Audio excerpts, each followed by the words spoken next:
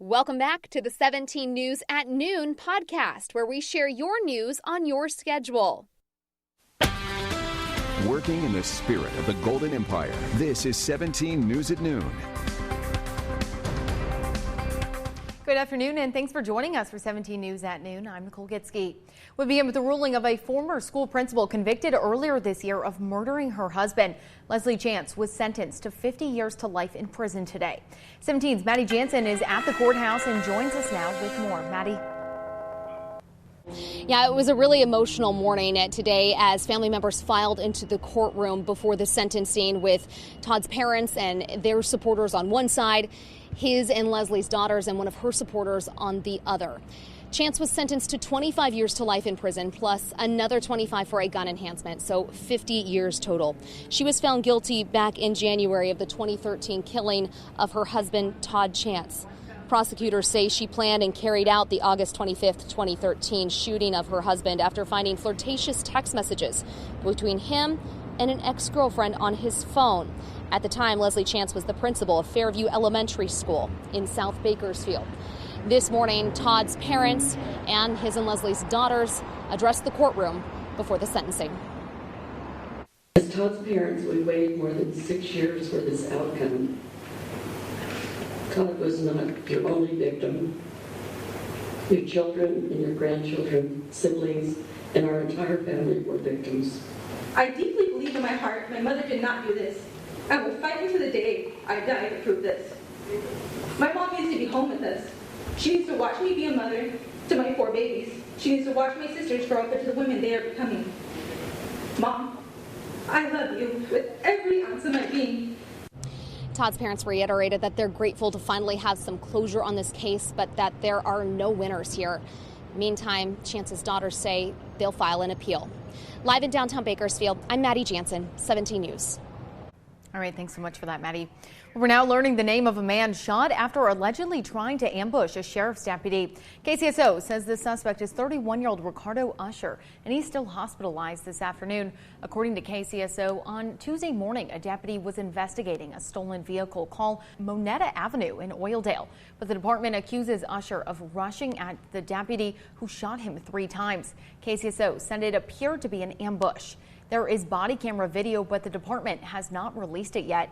KCSO says Usher faces felony charges for the alleged attack. Well, now to the latest on the coronavirus here in Kern County. Public Health has released new numbers and announced 7 new deaths along with 160 new cases today. 340 people have died since the pandemic began back in March. Nearly 13,000 people have an active case of the virus and are recovering at home. 136 are isolated in the hospital. Now that's down 9 people since yesterday.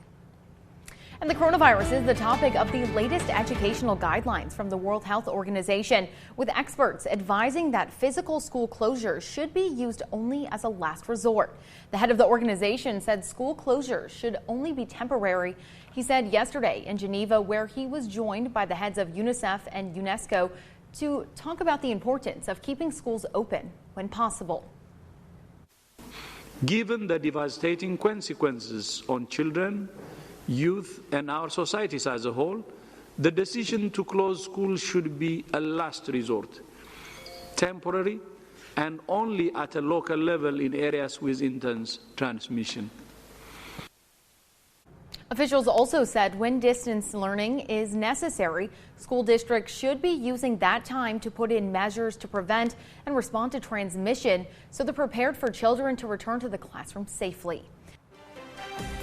Welcome back now to the latest on the wildfires burning across the state, with a major fire close to home growing stronger. Now, the Creek Fire in Fresno County has grown to more than 220,000 acres in just 12 days.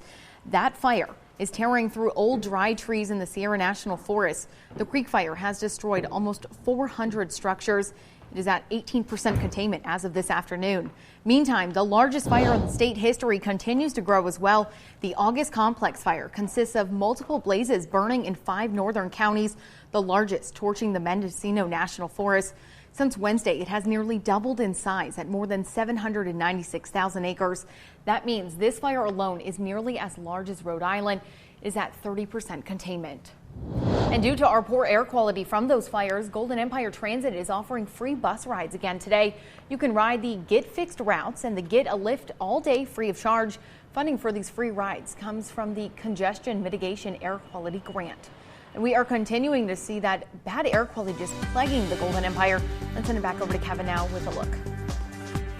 Well, taking a look at our forecast for today, temperatures will be in the 90s again. We're going to be seeing the air quality poor. I don't see much improvement on that until probably the weekend when we start to see the winds kind of shift. Temperatures today, though, into the 90s for Sacramento, 93 in Fresno, 70s and 80s south of us. Where we really warm things up is Vegas at 104, Phoenix at 108 again today. For the beaches, we'll look for that smoke layer, 72 degrees, a north-northeast wind 5 to 10 miles per hour. And still, we're tracking that trough out of the north. What it will do is increase winds near the fire area as we go throughout the next 24 to 48 hours, and then we'll get some cool air on the backside of it. And with this, we hope to get a little bit of a wind shift, more of a zonal flow. That could lift the smoke out of the valley and push it more north and east. So that is our game plan right now. We hope it kind of all plays out. We're also tracking tropical moisture from Karina. It looks like most of this will stay offshore, but we may see a few clouds on Friday. So air quality remains unhealthy, 90s through at least today, and then that northwest system will bring back the 80s by Thursday, and then possible, I emphasize possible, clearing Friday through Tuesday. I do have it in the extended forecast. Now, the national weather today calling for the 70s out of the Pacific Northwest, 91 in Salt Lake, Denver at 81. And then up into the northeast, we're looking at 70s from Boston, New York, and D.C. Let's bring it back home. Air quality today, unhealthy. AQI at 169. And here's a look at the daytime highs, depending on how thick the smoke gets. We're looking at 94 in Bakersfield, 93 in Delano, and 92 in Taft. For the mountains, look for a west wind, 10 to 15. 87 in Frazier Park, 87 as well in Tehachapi, 96 out of Lake Isabella. And then for the desert today, south wind, 10 to 15. 97 in Mojave, 100 in Ridgecrest. Your extended forecast, as you see tomorrow, that smoky haze will hang with 89, and then we'll start to see some clearing hopefully by the weekend, Saturday through Tuesday, 80s, and yes, calling for sunny skies right now. As we take a look at the mountain forecast, we'll also be cooling down back into the lower 80s by Friday, hopefully mostly sunny, 79 on Saturday under sunny conditions, and then lower 80s Sunday, Monday, Tuesday. For the Kern River Valley, hopefully some more sunshine this weekend, and temperatures will be in the upper 80s to lower 90s. So again, we'll be watching that wind flow carefully to see if we can see more sunny skies by the weekend. We'll send it back over to you. Well, from New York's Carnegie Hall to London's Royal Albert Hall, Gregory Porter has traveled the world, bringing the soul of Bakersfield to masses.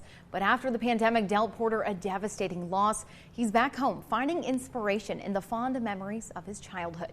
17 St. Taylor Schaub has more. In between Lakeview and Haley Street, that's where the outdoor church would meet. Oh, I thank you. I'm saying thank you to Bakersfield. Listen closely to the soulful songs of Gregory Porter, and you'll hear the hidden messages woven throughout. There's secret messages in my music about my hometown. Can I get some green and some blue? Odes to the city that shaped the son of a preacher into a platinum-selling singer. From the stage of Royal Albert Hall, I'm mentioned in Bakersfield. It's part of me, and I don't shy away from it. A lot has changed since the last time we caught up with the Grammy Award winner. A new record titled All Rise hit store shelves in February. I was fighting for the #1 record in the UK. In between Katy Perry and Metallica. 50,000 feet up in the air.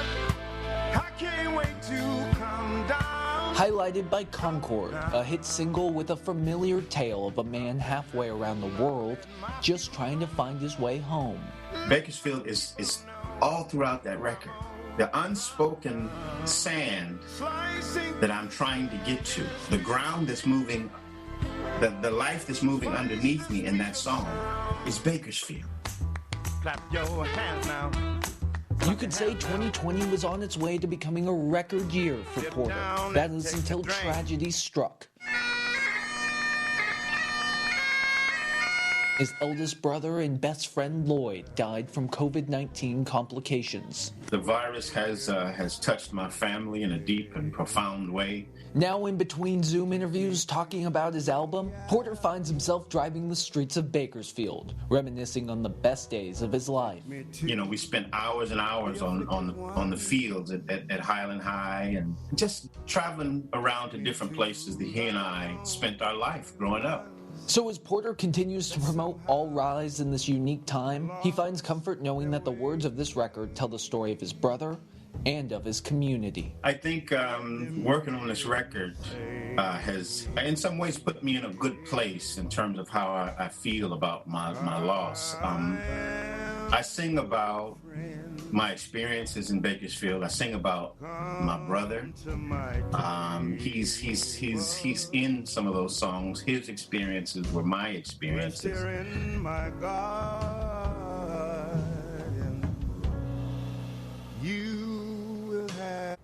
Porter says he's been doing a lot of writing since the passing of his brother Lloyd, no doubt drawing inspiration from the special moments they shared together. The Kern County Heart and Stroke Walk is going virtual this year, and today is Rally Day. And because of the pandemic, the walk is being reimagined this year into a 4-week digital experience. Today is especially important because it is Rally Day, a day where they are trying to get the community to register for the event. Ken Keller, the president and chief executive officer of Dignity Health Bakersfield and Bakersfield Memorial Hospital, now he is also the 2020 Kern County Heart and Stroke Walk chair, says they have a big goal today. The goal is to try to recruit 1,000 new walkers today, have people download the Heart Walk app, register through bakersfieldheartwalk.com, and start to experience some of the other support in terms of heart steps, heart health, getting some online exercise, and just rally around the Bakersfield Heart and Stroke Walk. Kern County Heart and Stroke Walk Digital Experience Celebration Day will begin at 9 a.m. on Saturday, October 24th. And for more information, visit our website, KGET.com.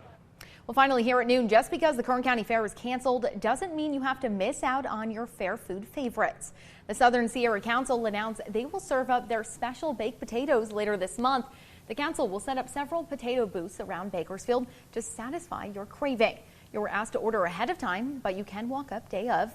The first booth opens September 25th and runs through October 3rd. Now, for more information, visit sscbsa.com. Working in the spirit of the Golden Empire, this is 17 News at Noon. The 17 News at Noon podcast is a production of KGET and Nexstar Media Group. For more on all of the headlines in today's show, head to KGET.com.